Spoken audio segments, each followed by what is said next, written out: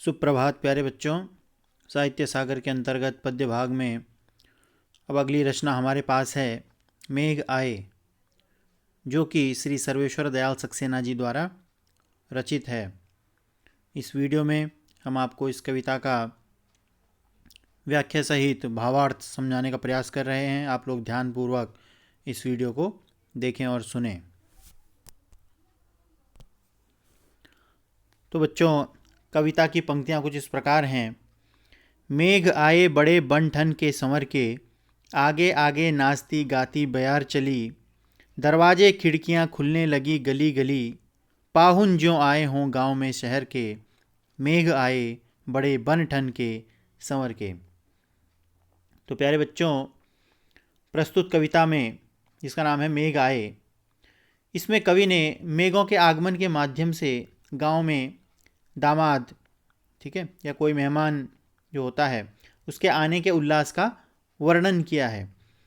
तो कवि कहते हैं कि मेघ आए, आकाश में जो है मेघ यानी बादल घिर आए हैं, और बादलों को देख करके कवि को क्या लग रहा है कि आए बड़े बन ठन के संवर के।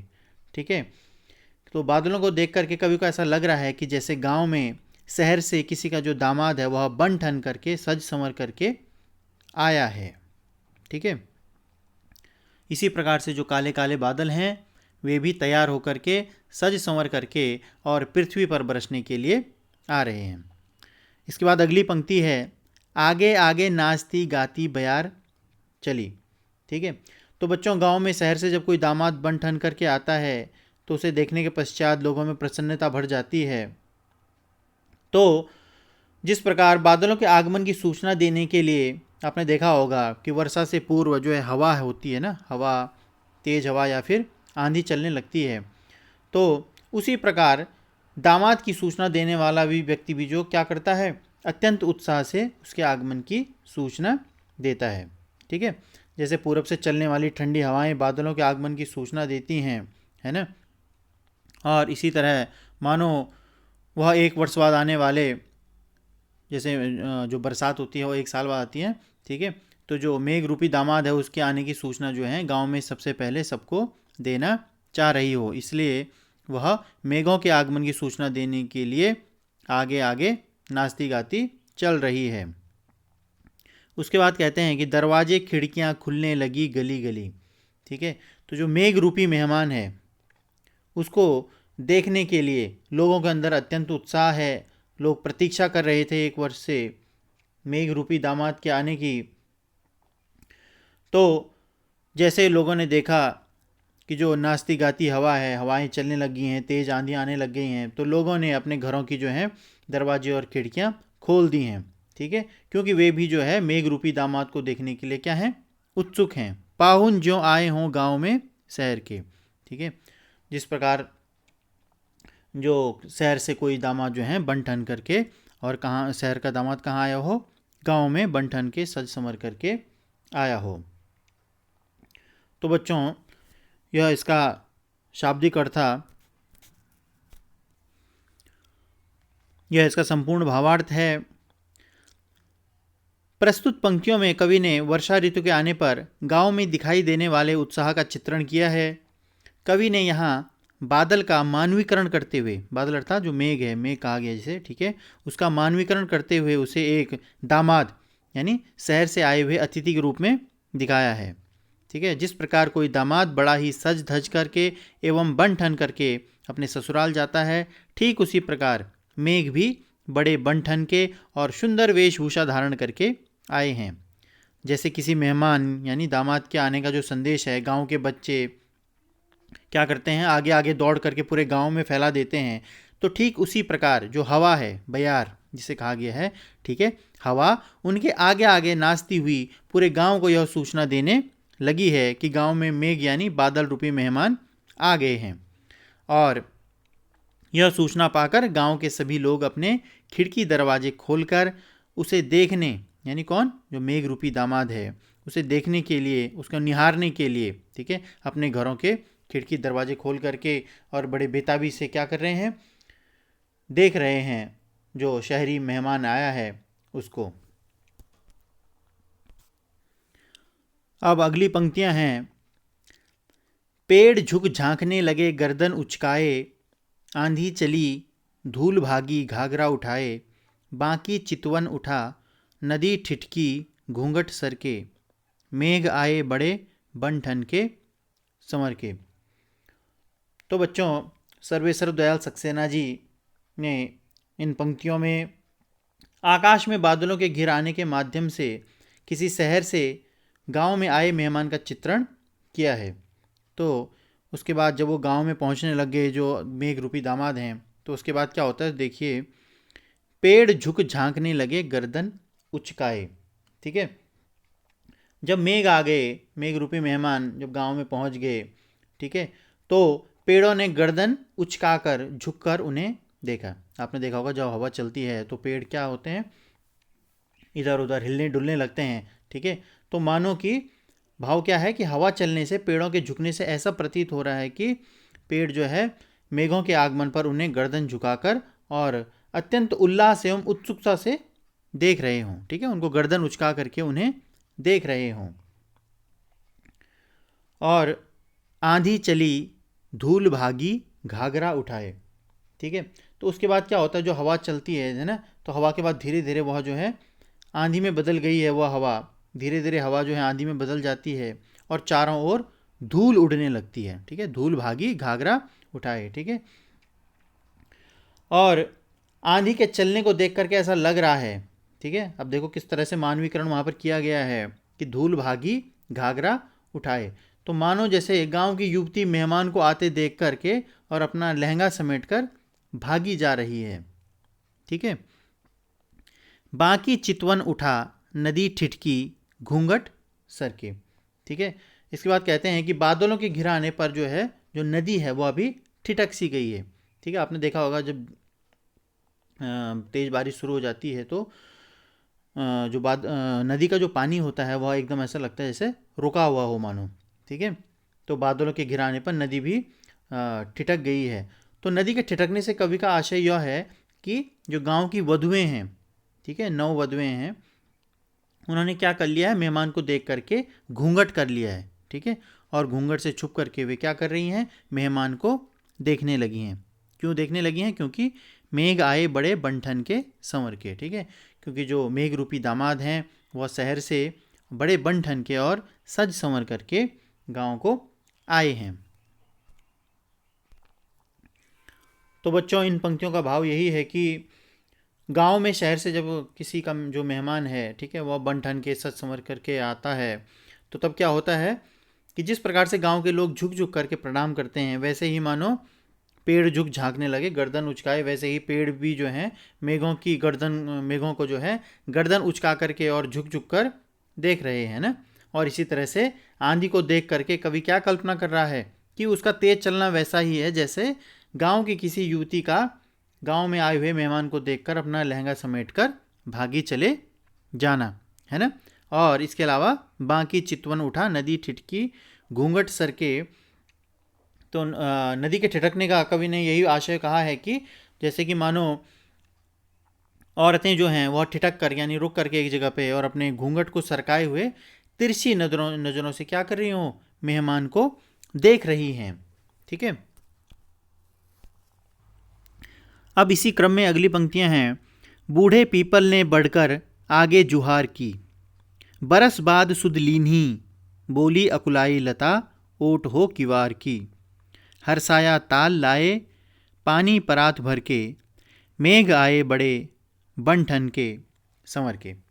उसके बाद देखिए मेघों के आने पर क्या हो रहा है कि बूढ़े पीपल ने बढ़कर आगे जुहार की। ठीक है, बूढ़ा पीपल, ठीक है, बूढ़ा शब्द का यहाँ पर प्रयोग इसलिए किया गया है पीपल को, क्योंकि जो पीपल का पेड़ होता है बेटा उसकी आयु बड़ी लंबी होती है ना, इसी के लिए उसके लिए बूढ़े शब्द का प्रयोग किया गया है। और यहाँ पर भाव क्या है कि बूढ़े पीपल ने बढ़कर आगे जुहार की। जुहार मतलब अभिवादन किया, स्वागत किया। ठीक है, तो बूढ़े पीपल ने जो है मेघों का स्वागत किया। क्योंकि होता क्या है, जब गांव में कोई मेहमान या आता है ना, कोई विशेष मेहमान जैसे दामाद इत्यादि, तो घर का जो बड़ा बुजुर्ग होता है वह उसका स्वागत करता है, अभिनंदन करता है। तो ठीक इसी प्रकार बूढ़े पीपल ने बढ़कर आगे जोहार की। बूढ़े पीपल ने जो है मेघों का स्वागत किया। उसके बाद कहते हैं बरस बाद सुधि लीनी, ठीक है, यानी 1 वर्ष बाद सुध ली है, ठीक है, याद किया है। तो आमतौर पर होता क्या है कि बोली अकुलाई लता ओट हो किवार की, ठीक है बेटा। तो गांव में जो है पत्नी हैं वह एकदम से अपने पति के सामने नहीं आती हैं, इसलिए कवि क्या कल्पना कर रहा है कि बोली अकुलाई लता, ठीक है, अकुलाई लता जो व्याकुल है, लता है, ठीक है। लता किसे कहा गया है? स्त्री के लिए कहा गया है, ठीक है। तो कवि कल्पना करता है कि जो लता है वह किवाड़ की ओट में खड़ी होकर के, ठीक है, और अपने पति को देख रही है और उन्हें उलाहना दे रही है कि बरस बाद सुदलीनी, ठीक है, कि तुम 1 वर्ष बाद वापस आ रहे हो, ठीक है। तो उसी प्रकार क्योंकि क्या हुआ था, उनका पति 1 वर्ष बाद उनसे मिलने आया था, है ना।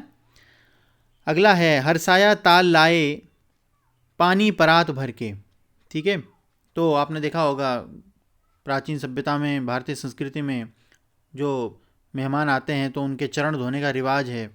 तो मानो कि मेहमान के आने पर हरसाया ताल यानी जो तालाब है वह पानी जो है परात में भर करके लाया हो, ठीक है, जिससे कि मेहमान के चरण धोए जा सकें, ठीक है। इसी प्रकार गांव में भी यह परंपरा जीवित है कहीं कहीं, क्योंकि अतिथि देवो भव है ना, यानी अतिथि मेहमान जो है वह भगवान के समान होता है। तो यहाँ पर मेघों की तुलना अतिथि से की गई है, जिनके स्वागत के लिए सभी लोग उत्सुक हैं, है ना। वो उन्हें देखना चाह रहे हैं, उनका स्वागत करना चाह रहे हैं, उनके पैर पखारना चाह रहे हैं, ठीक है। क्योंकि जो मेघ आए बड़े बनठन के संवर के, ठीक है, क्योंकि मेघ रूपी दामाद जो हैं बड़े बनठन के और सज संवर करके वो शहर से आए हैं। तो उस पूरी पंक्ति में यही समझाया गया है, यही व्याख्या दी गई है कि बूढ़े पीपल ने मेघों का स्वागत किया है, ठीक है। और जो लता है उसको एक ऐसी युवती के रूप में दिखाया गया है जिसका पति 1 वर्ष बाद उससे मिलने आया है, ठीक है। इसलिए वह उसे क्या कर रही है, लता जो है वह किवाड़ की ओट में खड़ी होकर अपने पति को 1 वर्ष बाद आने का उलाहना दे रही है वो, ठीक है। इसी प्रकार जो है तालाब भी मेघों के आगमन पर उल्लसित है, प्रसन्न है, क्योंकि मेघों के आने से उसमें पानी भरेगा।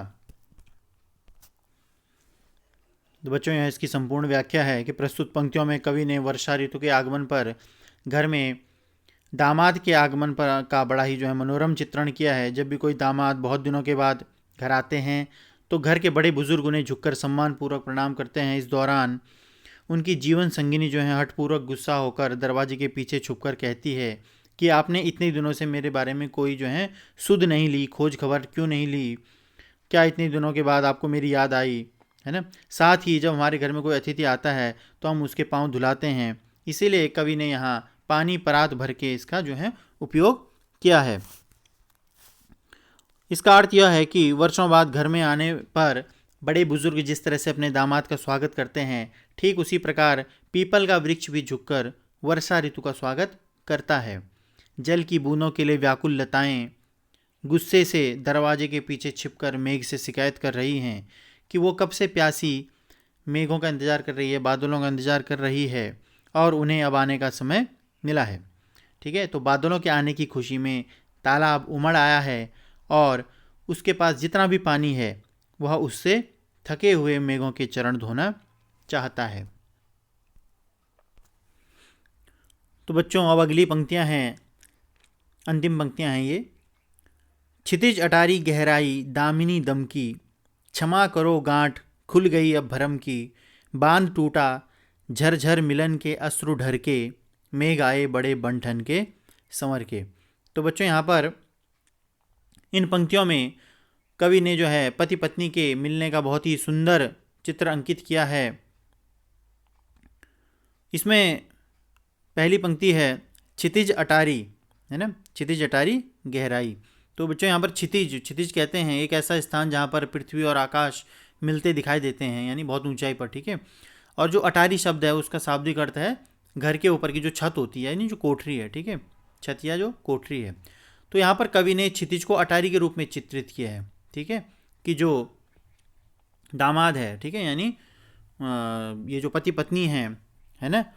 इनका मिलन कहाँ पर होता है? क्षितिज रूपी अटारी पर इनका मिलन होता है।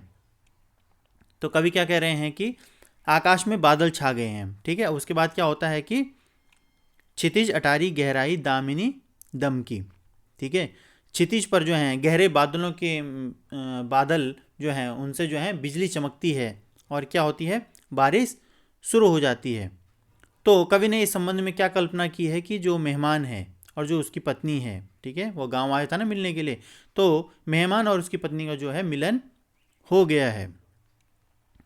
क्षमा करो गांठ खुल गई अब भरम की, ठीक है। तो कवि क्या कह रहे हैं कि पत्नी ने पहले तो उसे 1 वर्ष बाद आने का और 1 वर्ष बाद उसकी सुध लेने का जो उलाहना दिया था, है ना, अभी छुप करके किवाड़ के पीछे जो उलाहना दे रही थी उसको, ठीक है, क्योंकि उसे भ्रम था कि शायद वह नहीं आएगा, ठीक है। लेकिन क्या होता है जब यहाँ पर दोनों का मिलन हो जाता है, ठीक है, क्षमा करो गांठ खुल गई अब भरम की, ठीक है, तो उसने जो है मेहमान से क्षमा याचना करती है वो, ठीक है, क्योंकि उसके जो भ्रम की जो गांठ है वह खुल जाती है, उसकी शंका दूर हो जाती है, क्योंकि उसने क्या दिया था? सबसे पहले तो उसने 1 वर्ष बाद आने का जो है उलाहना दिया था, सुध लेने का उलाहना दिया था।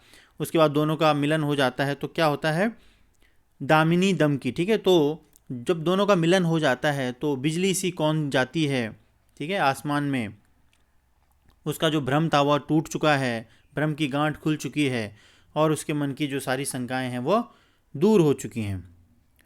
तो मिलन के बाद क्या होता है कि बांध टूटा झरझर मिलन के अश्रु ढर के, ठीक है। तो बच्चों यहाँ पर जब दोनों जो पति पत्नी हैं जब उनका मिलन हो जाता है तो दोनों के जो हैं अश्रु बह निकले, ठीक है, तो आंसू बह निकलते हैं, क्योंकि 1 वर्ष बाद वे दोनों मिल रहे हैं और 1 वर्ष के वियोग का बांध भी मानो टूट गया है, बांध टूटा है ना, जो वियोग का जो बांध था वह टूट जाता है। मेघ आए बड़े बन के संवर के, ठीक है। इस प्रकार मेघ जो हैं शहर से 1 वर्ष बाद बन ठन के और सच संवर करके आ रहे हैं। तो बच्चों यहाँ पर ध्यान देने योग्य बात यह है कि इन पंक्तियों में जिनमें कि पति पत्नी के मिलने का सुंदर चित्रण किया गया है, इसमें बताया गया है कि मिलने से पूर्व जो है पत्नी के हृदय में 1 वर्ष बाद आने वाले पति के प्रति जो शिकायत थी, जो उलाहना थी, है ना, तो वह मिलन होते ही क्या हो जाती है? दूर हो जाती है।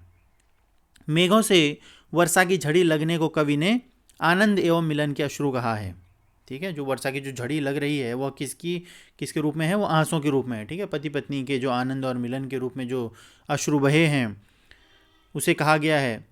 इसी प्रकार जो है बादलों का जल इस प्रकार बरसने लगता है कि मानो किसी बांध के टूटने पर पानी तेज प्रवाह से बहने लगता हो। यह इसकी शाब्दिक व्याख्या है। उक्त पंक्तियों का अर्थ है कि अभी तक प्रेमिका यानी जो पत्नी है उसको अपने प्रियतम के आने की खबर भ्रम लग रही थी, लेकिन जब वो आकर घर की छत पर चले जाते हैं तो मानो प्रेमिका के अंदर बिजली सी दौड़ उठती है। उन्हें देखकर प्रेमिका का भ्रम टूट जाता है और वह मन ही मन प्रेमी से क्षमा याचना करने लगती है, ठीक है, क्योंकि जो उलाहना उसने दिया था ना पहले, उसको यह भ्रम था कि शायद वह नहीं आएगा, वो उसको उलाहना दे रही थी इस बात का। तो उसके बाद फिर आपसी मिलन की अपार खुशी के चलते दोनों प्रेमियों की आंखों से प्रेम के अश्रु बहने लगते हैं, ठीक है। प्रस्तुत पंक्तियों में कवि कहता है कि पूरा आसमान जो है बादलों से ढक चुका है, बिजली चमकने लगी है और इससे हमारे मन की यह आशंका दूर हो गई है कि वर्षा नहीं होगी, ठीक है, क्योंकि 1 वर्ष बाद जब बरसात का मौसम आता है तो असमंजस की स्थिति रहती है कि बारिश आएगी या नहीं आएगी, है ना। तो लोगों की जो शंका है वह दूर हो गई है। इस विचार के साथ ही बादलों से बरसात होने लगती है और इस तरह जल बरसाते हुए बादल आकाश में बहुत ही सुंदर प्रतीत हो रहे हैं। क्योंकि बेटा ग्रामीण संस्कृति में बादलों का बहुत बड़ा महत्व होता है। लोग जो बरसात का जो पानी होता है, ठीक है, बरसात पर आश्रित रहते हैं अच्छी फसल के लिए, है ना, ताकि अच्छी फसल हो। तो वहाँ जो है कृषि कार्य बादलों पर निर्भर करता है, इसीलिए बादलों की प्रतीक्षा की जाती है कि कब बादल आएंगे, है ना, मानसून आएगा। तो इस बार जब साल बीत जाने पर भी बादल नहीं आए तो लोगों के मन में यह भ्रम हो गया था कि इस साल अब बादल नहीं आएंगे, परंतु बादलों के आने से उनके इस भ्रम की गांठ खुल गई। ठीक है। तो बच्चों, आपने देखा इस तरह से कि जो प्रस्तुत कविता है ना, शब्द चित्रात्मक कविता है। इस कविता में मेघों के आने का बड़ा ही सुंदर चित्रात्मक वर्णन किया है। जैसे मेघों का आना, बयार यानी हवा का चलना, पेड़ों का गर्दन उचका कर देखना, नदी का ठिठकना, पीपल का उसका स्वागत करना, है ना, तालाब का हर्षित होना आदि से बड़ा ही जो है सुंदर वर्णन हुआ है। मेघ की तुलना जो है शहरी दामाद के रूप में की गई है, जिसके गांव में आने से या गांव आगमन से सारे गांव में जो है हलचल मच गई है। सभी लोग उत्सुक हो चुके हैं और सभी उसे देखने के लिए उत्सुक हो जाते हैं। पत्नी का उलाहना देना और भ्रम दूर होने पर मिलन के अश्रु बहना आदि से जो कविता है अत्यंत सजीव हो उठती है। तो बच्चों, यह कविता आपने पढ़ी और सुनी, इसको ध्यानपूर्वक आप लोग फिर से घर में अवलोकन अवश्य करें, एक एक पंक्ति के माध्यम से, किताब से। आज के लिए बस इतना ही। धन्यवाद।